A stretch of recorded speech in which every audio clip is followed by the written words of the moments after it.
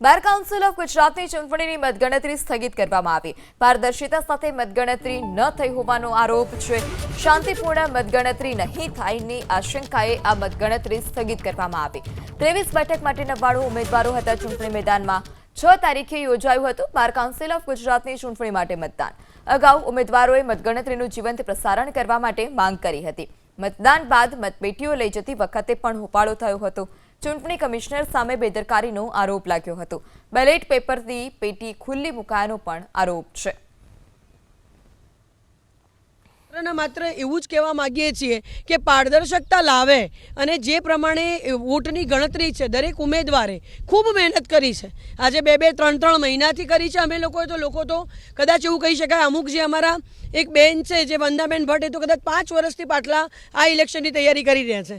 तो ए प्रमाणेनी तैयारी करतुं जे व्यक्ति होय अने एने तमे देखाडो नहीं कि तमने केटला मत मळ्या छे अने आ एकड़ा बगड़ानुं गणित छे।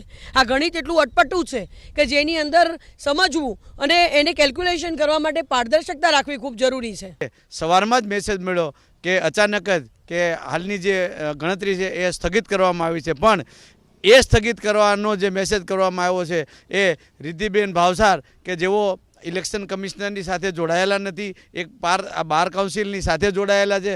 ખરેખર જો નિર્ણય લીધો હોય ચૂંટણી કમિશનરે તો એમણે આ જાહેર કરવું જોઈએ કે ભાઈ આ મતદાન છે આ જે ગણતરી છે સ્થગિત કરવામાં આવી છે, એમણે કોઈ કરેલું નથી। રિદ્ધિબેન છે એમનો આ નિર્ણય છે એટલે એ નિર્ણય પણ ગેરકાયદેસરનો છે અને ફરી વખત ક્યારે આ મતદાન ક્યારે શરૂ કરવાનું છે, કેટલા વાગે શરૂ કરવાનું છે એના માટેની પણ કોઈ ગાઈડલાઈન જારી નથી કરી, એટલે એ પણ કરવી જોઈએ એવી પણ બધા વકીલોની માંગણી છે। હું એમ કહીશ કે જે ઇલેક્શનનું જે નોટિફિકેશન જાહેર થયું છે એ નોટિફિકેશન કોઈપણ જાતની પહેલાં વગર કોઈ કારણ એવું બતાવ્યા વગર જે બેને કીધું એમ કે અગાઉ વકીલોએ એમની સાથે દુર્વ્યવહાર કર્યો એવા કારણો બતાવી જો દુર્વ્યવહાર કર્યો હોય તો એની સામે FIR દાખલ કરવી જોઈએ, પ્રોટેક્શન માંગવું જોઈએ, પણ જે નોટિફિકેશન જાહેર કરવામાં આવ્યું છે એ બ્રેક ના થવું જોઈએ એવી અમારી માંગણી છે। અને ગુજરાતમાંથી 99 ઉમેદવારોમાંથી મોટાભાગના ઉમેદવારો અહીં આવીને બેસેલા છે અને જ્યારે અમે ચૂંટણી કમિશનરને ફોન કરી અને જણાવીએ છીએ